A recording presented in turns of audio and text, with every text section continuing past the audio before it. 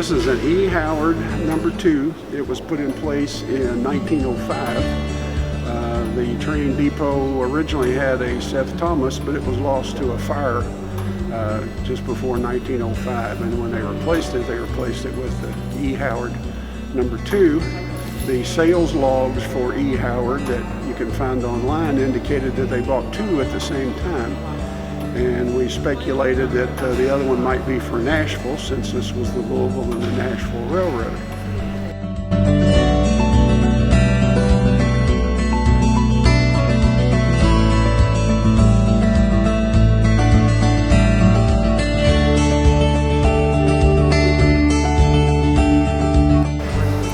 This clock was found, a collector had it and then donated it to Chapter 35. When I opened a closet door in the Kayana building where we meet and saw it, I immediately knew we had a great project. It was a 3-year endeavor. We worked and found parts in barns in Nebraska, in Niagara Falls, New York. The gold lettering on it was done by a man who specializes in doing it for fire trucks. We pulled in all kinds of skills, and people remade pendulum shafts.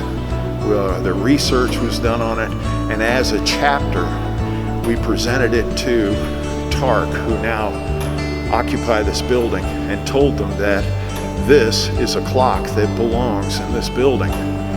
The display behind me was fabricated, put together, designed, and agreed upon by members of Chapter 35 and members of the TARC board. This clock is on permanent loan to TARC as long as it's on display.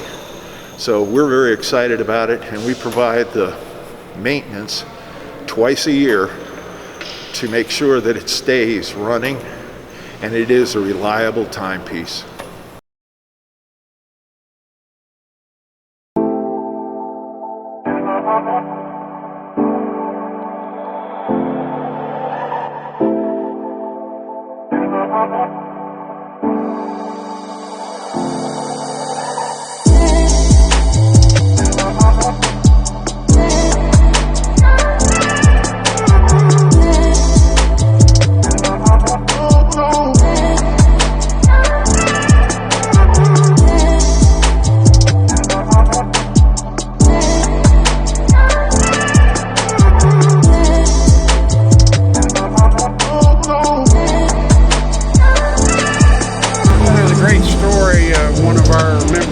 To us about the clock. We were able to acquire parts of the original face, the cast iron, and were able to salvage it to put up the display, and we wanted to get that painted, and one of our members had it in the back of his vehicle, and he went to get his vehicle serviced, and the guy that owned the service location said, "What's that in your truck there?" So he told him what it was. He said, "From the train station downtown?" He said, "Yeah." He said, don't move, I'll be right back." Well, he comes back with an older gentleman, and he said, "Dad, tell him the story."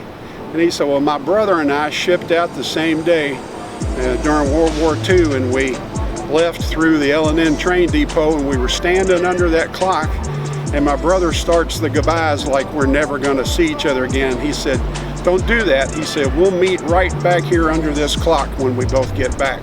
And they did. They both made it back.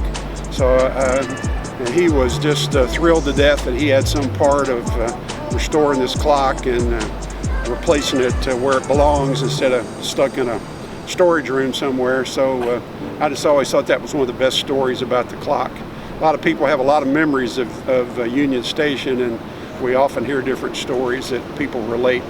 The clock reminds them of them, but that's my favorite.